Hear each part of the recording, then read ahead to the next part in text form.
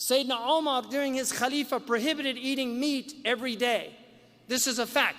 Also, don't think vegetarianism is not from Islam. People say that when they become Muslim and they're vegetarian, they say, oh, you have to stop eating meat. I mean, you have to start eating meat. Your iman's not complete until you eat meat.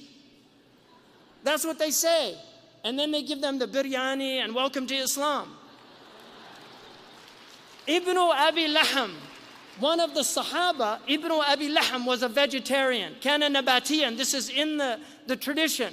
And the Prophet accepted that from him. Now, if you swore off meat for ibadah, that's a different thing. The Prophet told them not to do that. But he didn't want to eat meat. Maybe he didn't like it. But today, eating a lot of meat is unethical. I would say that eating fish, this is your choice, and I'm not dictating to anybody. You have to make your own choices. You do your research. You know, we're not fascists. Think for yourselves. I'm not here to tell you what to do. I'm here to make you think about things, and you go back and you do your own research and you decide for yourselves, because you're all sovereign human beings, and nobody can tell you what to do other than Allah and His Messenger, and that's it. Nobody can tell you what to do. And every scholar that tells you, he's telling you what he thinks Allah and His Messenger is telling you what to do. That's called ijtihad. But there are a few things where Allah spells it out. And fallibilism is very important. Our scholars need to have more fallibilism. We don't doubt Islam, but we should doubt our understanding of Islam. We should doubt our understanding of Islam. We don't doubt Islam, but we should doubt our understanding of Islam. Because to have certainty about your understanding is to arrogate to yourself some divine knowledge that you don't have. So Sayyidina Umar said, إِيَّاكُمْ وَاللَّحْمِ فَإِنَّ لَهُ ضَرَاوَةً كَضَرَاوَةِ الْخَمْرِ. It's in the Muwatta. Beware of meat, because it has an addiction like the addiction of wine. Beware of meat. إِيَّاكُمْ وَاللَّحْمِ. Because it has an addiction like the addiction of wine. We have Muslims now eating meat 3 times a day, and then they're wondering why they have gout, why they have all these diseases. Seriously, start cutting that out. The other thing, I read a book last year called The Caveman's Diet. And in that book, he was arguing, he's not a Muslim. He said everybody should fast at least a month out of the year where they diminish their, this is what he said in his book. He's from LA. Everybody should fast a month out of the year and fast a couple of days in the month. Because he said our bodies are designed to be food deprived. They're designed that way, to be food deprived. If you want to see an amazing documentary, look at Sick, Fat, and Nearly Dead.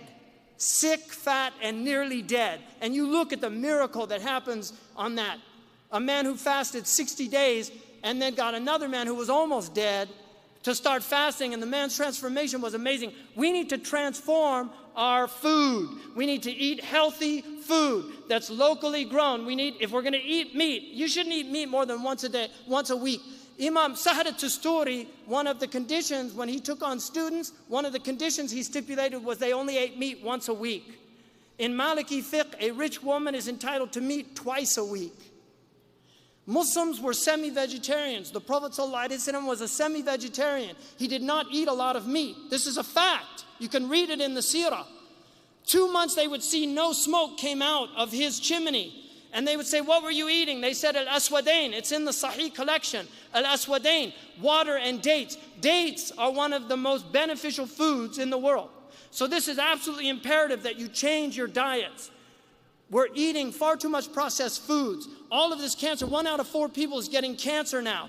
Heart disease, diabetes. 70% of people in some of the Gulf states over 40 have type 2 diabetes. 70%. They're drinking, eating all this processed food. Cancer has become epidemic in West Africa because they're eating all these processed foods. Eat fresh, healthy foods. Eat good foods. This is part of our religion. Allah doesn't mention food without mentioning halal and tayyib. Make your food a source of nutrition. Don't eat empty food. Don't eat too much food. Really, eat twice a day. Sahal was asked, he said, what do you say about a man who eats once a day? He said, akul al-anbiya, that's the way the prophets eat. He said, what about twice a day? He said, akul al-salihin. He said, that's the way the righteous eat. And then he said, what about 3 times a day? He said, build for them a trough. Build for them a trough.